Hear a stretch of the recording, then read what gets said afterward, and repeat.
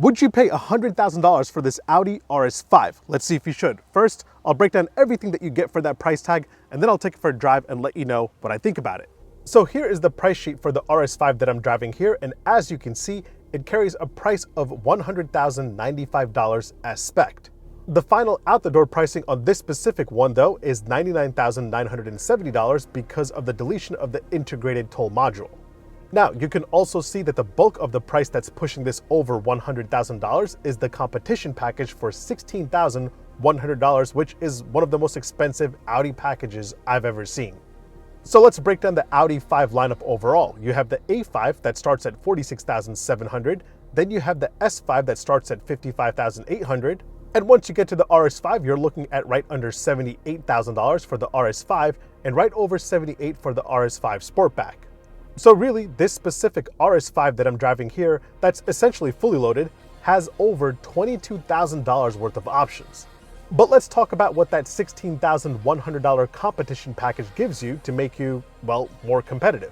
First up, unlike the upgrade from a regular M4 to the M4 Competition, this doesn't give you any more power. This RS5 Competition still makes 444 horsepower from a 2.9-liter twin-turbo V6 that you find in the non-comp RS5. The only upgrade you get on the engine side is a carbon fiber trim on your engine cover, so yeah. Nonetheless, in terms of performance upgrades, you do get a coilover suspension with sway bars. And you can go ahead and adjust it manually from right here behind the wheels. That's pretty cool. It also gives you a revised steering ratio that gives you better handling and also makes the RS5 more rear bias.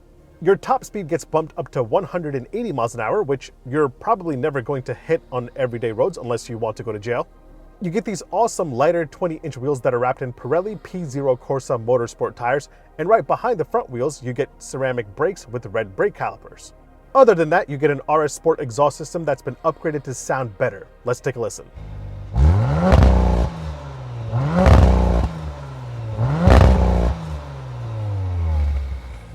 Now, beyond those performance upgrades, the competition package also gives you some visual upgrades as well. On the outside, you get matte carbon fiber trim on the side view mirror housings, you get matte carbon fiber on the front splitter and the rear diffuser.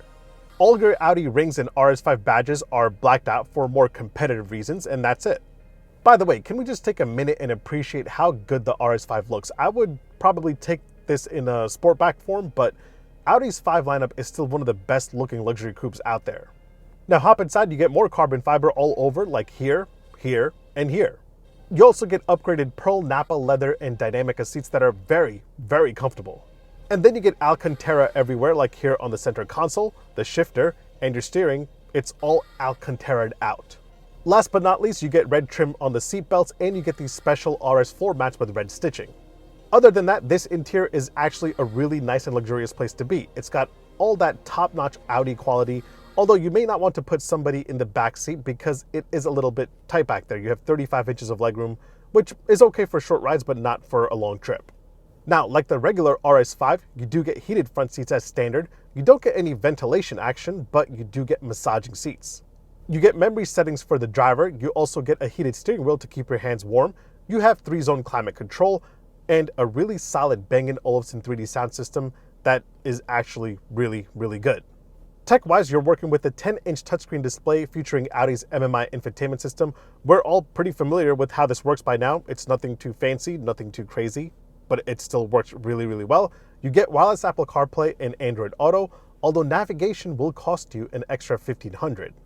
You've also got Audi's virtual cockpit display, which in my opinion is still one of the best digital gauge clusters in the industry. And since this is an RS, you get a special RS theme that I think looks really cool, but the full screen map view is still one of the best in the luxury game. It looks super crisp and super sharp. Now, the other two packages on the one that I'm driving here include the RS Driver Assistance Package for $3,000. That'll give you adaptive cruise control, active lane assist, a top view camera so it's easier to park this thing. It'll also give you automatic parking, so this will actually park itself, and a heads-up display with traffic sign recognition. The Side Assist package, on the other hand, costs an extra $500. Now, before we move on, let me point out a few important daily ownership highlights that I'd love to show all of you. You have a total of 4 cup holders, 2 in the front right there for the front passengers, and then you have 2 right here in the back for the rear passengers that dare to sit there. Here are the keys to the Audi RS5 Competition. You have a nice little RS logo right here on the back. door close sound from the outside. And the inside, very solid. Charging game wise, up front you have a USB-A port right there and a wireless charger and a USB-C port right here under the center armrest. And of course, let's do an indicator and horn sound test. Indicator first. Same old Audi indicator. Now for the horn sound. I don't know why I expect the indicator sound to change, because it never does. Now for the horn sound. Oh yeah, that's solid. All right, so that about covers everything that you get for $100,000 with this car. So let's take it for a drive and let's see if that competition package is worth an extra $16,100. Now, another thing that Audi did with the RS5 Competition is take out nearly 18 pounds of sound insulation to let more natural engine sound into the cabin. And it sounds like this. Left foot on the brake, gas all the way down, and go. Oh. Oh yeah. That sounds good. All right, so what's the point of the RS5 getting a competition package? Well, when the new RS5 came out in 2018, it dropped its powerful, naturally aspirated V8 that sounded outstanding. Since the new RS5 wasn't as theatrical or exciting to drive as the V8 RS5, Audi fans were a bit upset. So naturally, Audi complied by bringing out the competition package. And it isn't just the sounds and the looks that make this more exciting. Like I said earlier, you get a revised steering ratio and an updated coilover suspension with sway bars. And again, you can manually adjust the ride height, the compression, and the rebound. But the addition of those two things make this handle just a little bit better. They make the RS5 feel a little sharper and a little edgier. You know, to me, Audi's RS lineup always gave me more of that powerful Grand Tourer comfortable feel, whereas BMW's M cars tend to be stiffer and sportier with more dialed in performance. And that still holds true with the competition, no matter which drive mode you're in, whether it's dynamic, auto, or one of your preset RS modes that you can activate right here from the steering wheel. It's still pretty comfortable as a daily driver. And to be completely honest, I enjoy that a little bit more than a car that's ready to go hard all the time. As I get older, I enjoy the more comfortable things in life.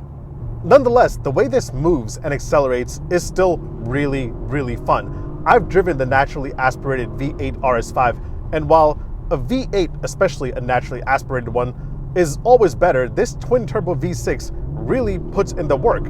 You're pumping out a total of 444 horsepower and 442 pound-feet of torque, and the way the power comes on when you hit the gas, it just rolls on so nicely that you wish everyone would get the hell out of your way.